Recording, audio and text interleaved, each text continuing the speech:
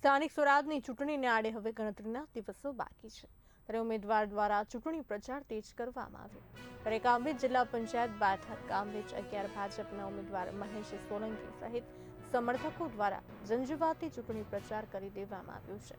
ગત રાત્રિ દરમિયાન કામરેજ વિસ્તારની બહુવિધ રહેણાંક સોસાયટીઓમાં જિલ્લા પંચાયત બેઠકના મહેશ સોલંકી તેમજ તાલુકા પંચાયત બેઠકના ઉમેદવાર સુમનબેન રાઠોડ સહિત મોટી સંખ્યામાં સમર્થકો પ્રચારમાં જોડાયા.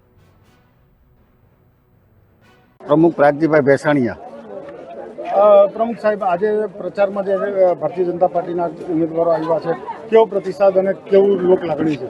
આમ તો ખરેખર અમારી કુમકુમ રેસિડેન્સીમાં ઉમેદવારોએ આવવાનું જ ન હોય, કારણ કે એના કામ જ એટલા બોલે છે અને બહુમતીથી બહુ લીડથી અહીંથી મત મળવાના એ ચોક્કસ છે. પણ છતાંય એમને બહુ આનંદ હતો કે અમારે કુમકુમ રેસિડેન્સીના દરેક સભ્યોને ઘર ઘર સુધી મળવું છે, તેના માટે આવેલા હતા અને બહુ ઉત્સાહ અને આનંદથી બધાને મળ્યા છે અને બહુ ઉત્સાહ અને આનંદ બધાનો ઉત્સાહ અને આનંદ મળેલો છે.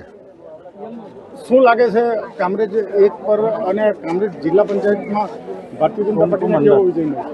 ભવ્યથી ભવ્ય વિજય મળવાનો છે અને બહુ સારી લીડથી વિજય મળવાનો છે.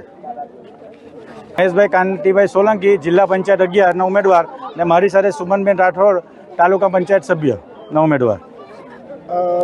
નવા ચહેરાઓને પ્રાધાન્ય આપવામાં આવ્યું છે, તો નવા ચહેરામાં તમે પણ સામેલ છો, શું લાગે છે? બહુ સારું છે ને અનુભવ મળશે. આ સારા ટિકિટ આપી છે ભારતીય જનતા પાર્ટીએ, એને પર વિશ્વાસ અમે ખરા ઉતરીશ ને સારા કામ કરીને બતાવીશ. કામરેજ જિલ્લા પંચાયતની બેઠકોમાં કેવા પ્રશ્નો છે જેનો નિકાલ તમે કરશો? અમુક થોડાક પ્રશ્ન છે, એમ તો બધા કામ તો ભારતીય જનતા પાર્ટીએ બધા પૂરા કરી નાખ્યા છે, પણ થોડુંક અમુક પ્રશ્ન છે એ આપણે કામ આચારસંહિતા લીધે કામ થયું નથી. એક આચારસંહિતા એટલે કામ થઈ જશે બધા જે બાકી રહી ગયા છે કામ.